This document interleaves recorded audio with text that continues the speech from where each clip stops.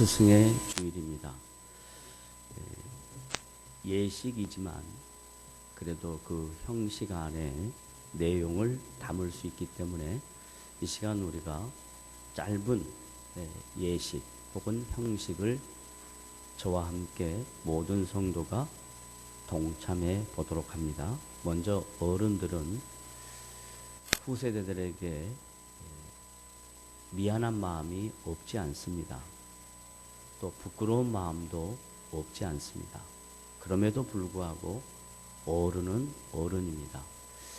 이제 어른들이 이쪽에 계신 분들은 이쪽에 학생들을 향하여 손을 이렇게 하시고, 이쪽에 계신 분들은 이쪽에 있는 아이들을 위해서 손을 이렇게 하셔서, 찬양대는 마찬가지로 다 같이 앞을 향하여 어른들이 자녀들에게 이렇게 합니다. 손을 들어보시죠. 사랑하고 축복한다. 네, 양쪽에 있는 아이들과 학생들은 어른들 향하여 이렇게 손을 듭니다. 어른은 자기 자신을 향하여 이렇게 합니다. 존경하고 사랑합니다.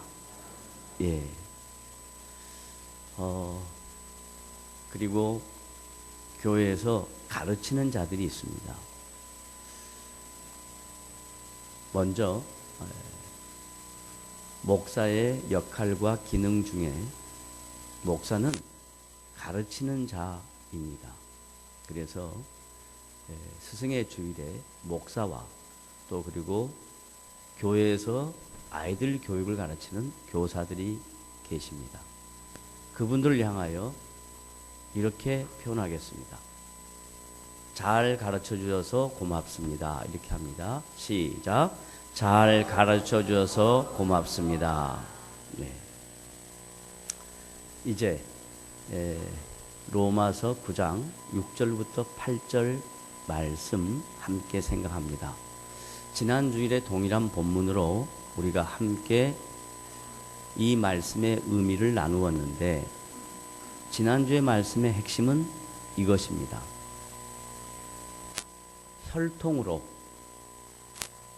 요즘 편으로 말하면 유전적으로, 그리고 민족적으로 혹은 국가적으로 이스라엘이라 해서, 또 아브라함의 씨라 해서, 또 유대인이라 해서 하나님의 자녀가 아니다 라고 이야기를 했습니다. 하나님의 자녀는 민족도, 언어도, 혈통도, 문화와 전통도 관계없이 예수 그리스도가 이 땅에 하나님의 아들로 오신 그 시간부터 이 세상의 마지막을 심판주로 재림주로 오실 그때까지 예수 믿는 모든 사람을 향하여 하나님의 자녀라 이렇게 한다고 그랬습니다. 그래서 저와 여러분은 성령의 도우심과 하나님의 은혜로 예수 그리스도가 내 삶의 주인이라는 것을 믿는 것과 그분이 나의 죄를 위하여 십자가에 죽으시고 3일 만에 부활하신 것을 고백하는 사람들은 모두 다 하나님의 자녀입니다. 그래서 이 시간에 다 같이 방금 드렸던 그 말씀의 고백이 내 심령과 마음과 인격 속에 있다면 한 음성으로 따라합니다. 나는 예수 그리스도의 십자가의 보혈로 뭐가 되었다? 하나님의 자녀가 되었다. 다시 한번 따라합니다.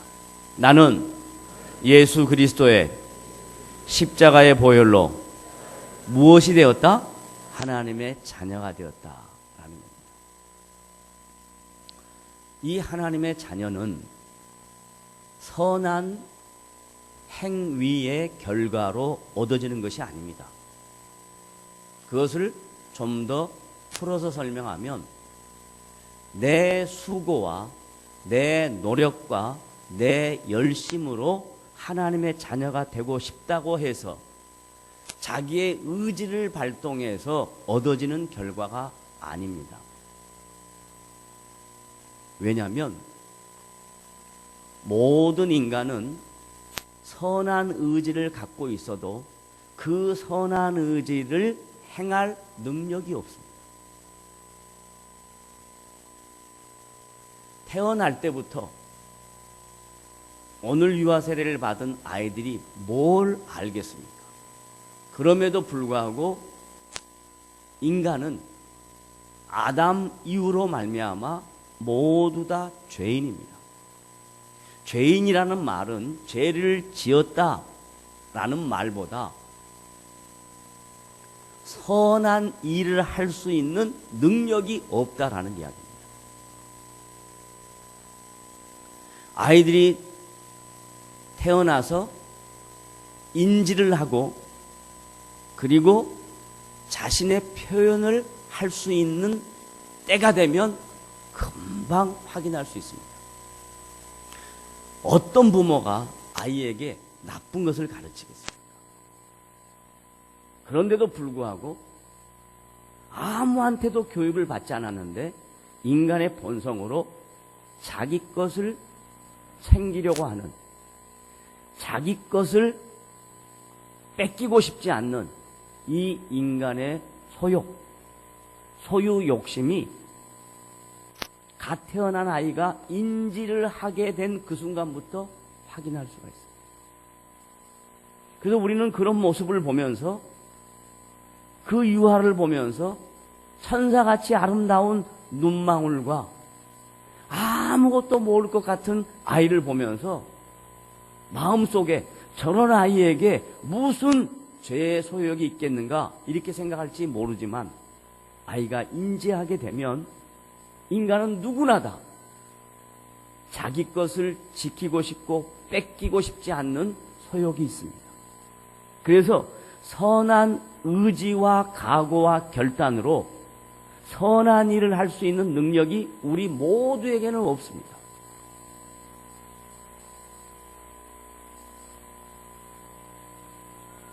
그런 죄인들에게 하나님께서 찾아오셨습니다. 그런 죄인을 하나님의 형상으로 회복시키기 위해서 하나님이 계획하셨습니다. 하나님이 신이 타락한 인간들을 당신의 거룩한 형상으로 구원해 내시기 위하여 작정하셨습니다. 그것을 에베소서 1장에서 사도 바울이 에베소 교회 성도들에게 이렇게 가르칩니다. 다 같이 신약 성경 에베소서 1장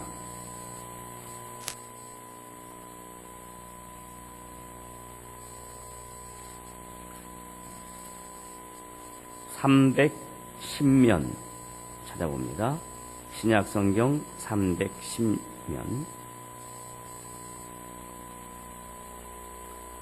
에베소서 1장 4절부터 5절까지만 간단하게 보겠습니다. 찾으셨으면 다 같이 함께 읽습니다. 시작. 곧 창세 전에 줄거 놓으세요. 뭐 전에? 창세 전에 줄거 놓으시고, 그 다음 시작. 그리스도 안에서 우리를 택하사 그리스도 안에서 동그라미 하세요. 그 다음에 사랑 안에서 동그라미 하세요. 같이 계속해서 읽습니다. 그 앞에서 시작. 그 앞에 거룩하고 흠이 없게 하시려고. 5절 시작. 그 기쁘신 뜻대로 우리를 예정하사 동그라미. 그 다음 시작. 예수 그리스도로 말미암아 자기의 아들들이 되게 하셨으니 줄그세요. 예수 그리스도로 말미암아 자기의 아들들이 되게 하셨으니. 그러면 어디에 동그라미를 쳤죠? 그리스도 안에서. 그 다음에 또 뭐? 사랑 안에서. 그 다음 뭐? 예정하사. 이제 저를 보십시오. 제가 하나님의 자녀가 되는 것이 우리의 선한 행위와 의지와 결단과 각오의 결과가 아니다 라고 말하고, 그 예로 갓 태어난 영아, 유아에게 있는 인간의 소욕에 대해서 말씀을 드렸습니다. 그러면 이 갓 태어난 아기도 성경에서 죄인이라고 할 때에 그 죄인이라는 것은 나쁘고 악한 행위를 한 결과로 죄인이라고 하는 것이 아니라 그 안에 거룩하고 흠이 없는 형상이 없어져 버렸다 이 말이에요. 그래서 인간의 소욕이 있을 수밖에 없게 되었다 이 말이에요. 이 인간의 소욕을 회복시키고 죄의 문제를 구원해 내시기 위해서 하나님이 하신 일이 뭐냐? 창세 전부터 온 세상을 만드시기 전부터 우리를 회복하고 구원하시기 위하여 이미 정하셨다라는 이야기. 여기서 이미 정하셨다는 것을 누구는 구원하고 누구는 구원하지 않았는가 하는 것보다 더 중요한 게 뭐냐면 하나님은 죄인들을 회복하시고 구원하시려고 하는 계획과 작정을 갖고 계셨다. 이게 중요합니다. 다른 말로 말하면 다시 관계를 회복해서 우리 안에 하나님의 형상으로 지음받은 인간 안에 거룩함과 흠이 없는 것을 만들어내고 싶은 하나님의 계획이 있었다. 이게 중요합니다. 누가 구원받고 누가 구원받지 않았나 하는 선택과 유기에 대한 문제는 교리적인 문제고 성경에서 강조하는 내용은 하나님은 당신이 창조한 인간들 안에 있는 타락한 형상을 다시 회복하시고 구원하시고 다시 인격적인 관계를 유지하려고 하는 게 하나님의 계획과 작정이다라는 게 성경의 진리입니다. 자, 그렇다면 그 하나님의 계획과 작정 속에 이제 우리가 포함된 거예요. 저와 여러분이 포함된 거예요. 그것을 줄긋기를 창세전에 자기의 뭐가 됐다? 또 뭐 줄긋잖아요. 아들이 되었다. 여기서 아들이라는 것은 성별을 가리키는 게 아니라 하나님의 자녀가 되었다 이 말입니다. 그래서 저와 여러분은 다른 것 갖고 하나님의 자녀가 되는 것이 아니라 하나님이 계획하시고 하나님이 작정하신 우리를 회복하고 구원하시는 하나님의 의도로 인하여 하나님의 자녀가 되었지 내 노력과 내 수고와 내 열심과 내 각오로 하나님의 자녀가 안 된 겁니다. 그래서 오늘 이 자리에 나와 예배하는 여러분들은 여러분의 의지로 이 자리에 앉아 있는 것 같지만 절대로 여러분의 의지로 이 자리에 온 것이 아니라 하나님의 계획하심과 하나님의 작정하심이 때가 되니까 여러분을 불러서 이 자리에 앉게 하시고 여러분의 입으로 내가 예수 안에서 하나님의 자녀가 되게 하신 것을 믿습니다라고 고백할 수 있도록 하나님이 우리에게 은혜를 베푸셨다 이런 뜻입니다. 다 따라하겠습니다. 내가 이 자리에 온 것은 있는 것은 내 의지다. 내 의지가 아닙니다. 하나님의 은혜요, 하나님의 계획하심이요, 하나님의 작정하심이요. 그리고 그 계획하심과 작정하심이 다른 사람이 아니라 나에게 임했다는 것이 이게 얼마나 복된 일인지 몰라요. 그래서 저와 여러분이 하나님의 자녀가 된 것뿐만 아니라 내가 복인입니다. 다 같이 따라합시다. 내가 어떤 사람이다? 복된 사람이다. 그 다음에 또 따라합니다. 내가 영광스러운 사람이다. 또 따라합니다. 내가 존귀한 사람이다. 근데 여러분은 그걸 또 어떻게 생각하냐면 내가 뭐 복받았다고 복 있는 사람이라고 하세요? 그렇게 생각할 거예요. 제가 처음에 뭐라 그랬냐면 여러분에게 있는 상황의 결과로 복이라고 하지 않는다니까요. 하나님이 여러분을 복인이라고 얘기하고 하나님이 여러분을 영광스럽다고 얘기하고 하나님이 여러분을 존귀하다고 여기신다는 거예요. 내가 복받을 만한 근거가 있고 복받아서 누리는 것들이 있어서 복인이 아니라 예수 안에서 하나님의 자녀가 된 게 복이고 예수 안에서 하나님의 자녀가 된 게 영광이고 예수 안에서 하나님의 자녀가 된 게 종기다 이 말이에요. 다 따라합시다. 나는 예수 안에서 복인이요 영광스러운 사람이요 존귀한 자입니다. 믿으십니까? 아멘. 자, 그러면 이제 가정은 부모와 자식이 함께 있는 자리가 가정입니다. 그러다가 독립할 수 있습니다. 분가할 수 있습니다. 그래서 홀 가정이 될 수도 있고 또 먼저 가서 혼자 있을 수도 있습니다. 잘 보세요. 어떤 가정이든지 아무리 서로 사랑하고 아끼고 귀하게 여겨도 100년 이상을 이 땅에서 인간의 몸을 입고 같이 살 수가 없어요. 언젠가는 헤어집니다. 자식하고도 분가가 될 수 있고 함께 살았던 배우자하고도 떨어질 수가 있습니다. 가족 구성은 귀합니다. 가정 매우 복된 기간입니다. 그러나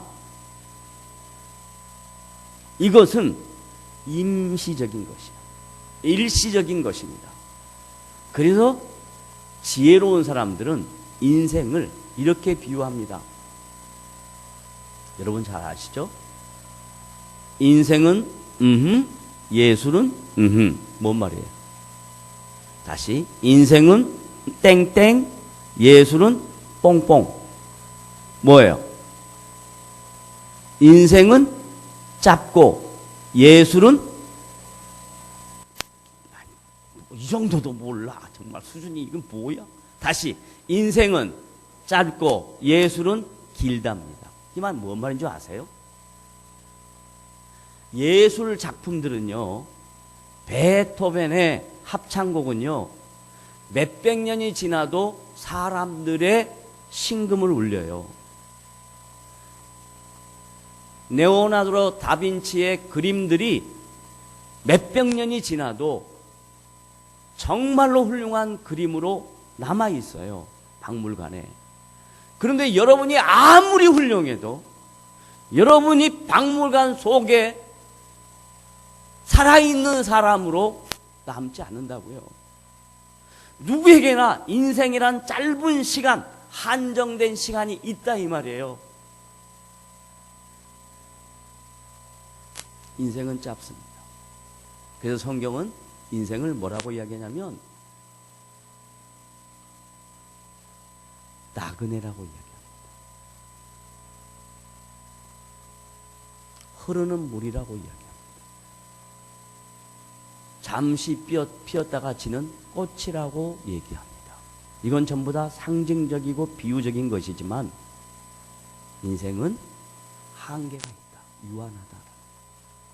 그런데 그 한계가 있고 유한한 인생 속에 구성원들로 되어진 가정, 이건 책임의 자리지, 각자가 감당해야 될 책임의 자리지, 거기서 무슨 사랑을 확인하고 거기서 무슨 기대를 갖는 자리가 아닙니다. 사랑은 있다가 없어지는 겁니다.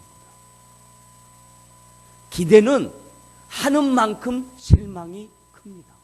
그러나 하나님의 자녀는, 하나님과 우리와의 관계는 일시적이고 유한한 것이 아니라 영원한 관계입니다. 한번 하나님의 자녀가 되면 이 하나님의 자녀는 절대로 없어지지 아니합니다. 이러면 다 그냥 할렐루야 아멘 해야 되는데 멍 하고 앉았네요. 다시 정리합니다. 이런 훌륭한 말을 들으니까 정신이 하나도 없지. 그러니까 넋이 나갈 수밖에. 다시 합니다. 인간이 갖는 가정 구성원들은 책임의 자리입니다. 책임의 자리. 그러나 하나님의 자녀가 된 이 영광스럽고 복되고 존귀한 자리는 영원하고 변하지 아니하고 한 번 하나님이 우리를 하나님의 자녀 삼으시면 절대로 떠나지 아니하시는 것을 믿으시기를 바랍니다. 그러면요, 그것이 무슨 특권인 양 착각하지 마세요. 그건 뭐냐면 하나님의 자녀가 됐으면 이제 하나님의 자녀로서 마땅히 감당해야 될 성도로서의 본분이 있습니다. 한국 교회는 예수 믿고 하나님의 자녀가 되는 것을 특권으로 생각했어요. 천국 가고 다른 사람 복 못 받는데 교회 나간 사람 복 받고, 이건 성경하고 전혀 관계없는 얘기예요. 천국 가는 것은 분명히 얻어진 일이지만 성경에서 우리 보고 예수 믿지 않는 사람보다 너희는 잘 먹고 잘 살고 잘 된 일만 있어라, 이건 아니에요. 성경에서 우리에게 요구하는 건 뭐냐면 하나님의 자녀가 되었으면 하나님의 자녀답게 본분을 지켜라 합니다. 본분을. 그럼 그 본분이 뭐냐? 어렵고 힘든 것 많습니다만 가장 쉽게 할 수 있는 것, 내가 누구인가를 정확하게 아는 자신의 정체성의 확립입니다. 교회에 있을 때만 자기의 정체성이 확인되는 자리가 아니고 교회 밖에 어디를 가든지 내가 누구인가에 대한 자신의 정체성을 확립하는 거예요. 내가 누구인가? 따라합시다. 나는 누구인가? 본질적인 질문을 하십시오. 나는 누구인가? 나는 누구인가? 하나님의 자녀다라고 했으면 그 하나님의 이름을 욕먹이면 안 되죠. 생각해 보세요. 자식이 짧은 유한한 시간 속에서도 가정 혹은 가문 혹은 부모의 얼굴에 욕티라는 것이 제일 가슴 아픈 일 아니겠어요? 짧은 인생을 사는 동안에도 내 부모에게, 우리 가족에게, 우리 가문에게 흠이 되지 않도록 하는 것이 정상적인 인간 아니겠냐고요? 그런데 영원한 하나님의 자녀, 영원한 나의 아버지, 그 하나님의 이름에 욕칠한다면 그것만큼 안타까운 일이 어디 있겠냐. 그래서 신앙생활이란 내가 하나님의 자녀인 자기 정체성을 깨닫고 나에게 주어진 인생을 살면서 하나님의 이름에 욕이 되지 않도록 하나님이 영광 받으실 수 있는 사람이 되기 위해서 이 땅에서 자기에게 주어진 일에 최선을 다하는 겁니다. 가정의 달이라고 해서 갑자기 관계가 좋지 않고 사이가 좋지 않았던 가정 구성원들이 가정의 달에 사이좋게 한번 해보자 해서 이벤트를 만들고 프로그램을 만들면 밥 먹으러 나가다가 싸운다니까요. 왜 싸운 줄 아세요? 뭐 드실 거냐라는 것부터 가지고 싸움을 해요. 저는요, 이 두 아들을 키우면서 얼마나 훌륭한 사람이 됐는지 몰라요. 둘 다 뭐 먹고 싶냐가 한 번도 맞을 데가 없어요. 그러면 어떻게 할까요? 형 말을 들어줄까요? 동생 말을 들어줄까요? 한번 손 들어봐요. 형 손 들어봐요.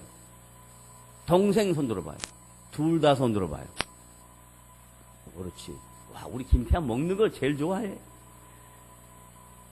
둘 다를 해줬습니다.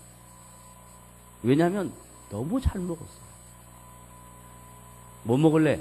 돼지고기, 아니 돼지갈비. 그래? 돼지갈비 끝나고 난 다음에 또 뭐 먹을래? 그러면 뭐라 그럴까요? 햄버거, 닭. 그럼 또 사줍니다. 그러면 제가 먹을 게 있을까요? 없을까요? 내 인생이 그랬어요. 한 번도 나를 마음껏 즐기면서 살아보지를 못했어요. 왜? 아빠의 책임 때문에 그런 거예요. 사랑한다고 생각하지 마시고 내가 감당해야 될 책임이라고 생각해요. 사랑하긴 뭘 사랑해? 한 번도 말도 안 듣는데 왜 사랑하냐고. 만나면 은글은글 거리는 게 가족 구성원들이지. 왜? 가깝기 때문에. 왜? 기대하기 때문에. 왜? 내가 너에게 요구하는 것들이 많기 때문에 그래. 그래서 가정의 달이라고 특별한 게 아니고 가정의 달에 내가 져야 될 책임이 뭔가 그 생각을 하시는 여러분 되시기를 주님의 이름으로 부탁을 드립니다. 자기의 책임만 감당하면 모든 사회가, 가정이 달라지기 시작합니다. 지금 우리 앞에 있는 이 모든 문제들은 전부 다 똑같이 자기에게 주어진 책임을 회피하기 때문에 생긴 결과입니다. 책임을 지려면 자기가 고통스럽고 아무도 책임을 안 지는데 그 책임을 지려면 힘든 겁니다. 그게 예수 믿는 신자의 정체성입니다. 내가 조금 힘들자. 내가 좀 더 고생하자. 내가 좀 더 상대방의 입장을 배려하자. 이게 신자가 교회에서만 하나님의 자녀가 아니라 세상에 나아가서 하나님의 자녀로 살아가는 본분인 것을 믿으셔서 여러분 모든 성도들의 마음속에 나에게 주어진 책임, 최선을 다하여 지고 가다가 힘들면 주님 힘듭니다.